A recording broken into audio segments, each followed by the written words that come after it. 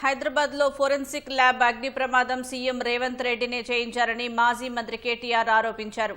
ఓటుకు నోటు కేసులో forensic report మాయం చేసేందుకే అగ్ని ప్రమాదం చేయించారని హన్మకొండలో కేటీఆర్ ఆరోపించారు. ఫోరెన్సిక్ ల్యాబ్లో మంటలు అదుపు చేసేందుకు 3 గంటలు ఎందుకు పట్టిందని ఆయన ప్రశ్నించారు. ఢిల్లీలో కీలక నేతల సూచనతోనే రేవంత్ రెడ్డి చేయించారా అని అనుమానం వ్యక్తం చేశారు.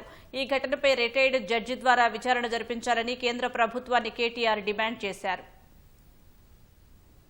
ఒక పకడ్బందీ ప్రణాళికతో రేవంత్ రెడ్డి అనే నేరగాడు క్రిమినల్ తన క్రిమినల్ మనస్తత్వంతో ఆధారాలను మాయం చేయడానికి ఫోరెన్సిక్ ల్యాబ్ ను తగలబెట్టించినాడు అని రాష్ట్ర ప్రజలతో పాటు మేము కూడా భావిస్తా ఉన్నాము. ఓటుకు నోటు కేసు మొత్తం జగద్విదితం. అది ఈ కేసు 11 ఏళ్ల తర్వాత న్యాయస్థానంలో చివరి దశకు వచ్చింది. ఆ చివరి దశలో ఆధారాలు మాయం చేయడానికి ఈ నేరగాడు పన్నిన కుట్ర ఇది. మరి వాళ్ళు కేంద్రమూలు చెప్పినరో ఈయన తెలివితేటలో గాని మొత్తానికి ఇన్ని రోజులు నెట్టుకొచ్చింది 2 years. కానీ విచారణ చివరి దశకు వచ్చిన తర్వాత సాక్ష్యాధారాలను మాయం చేసే ఒక డెడ్లీ కుట్ర ఏదైతే ఈ రాష్ట్ర ముఖ్యమంత్రి చేసిండో దీనిలో నిగ్గు తేల్చాలి అని కేంద్ర ప్రభుత్వాన్ని నేను డిమాండ్ చేస్తా ఉన్నా. కేంద్రం వెంటనే స్పందించాలి.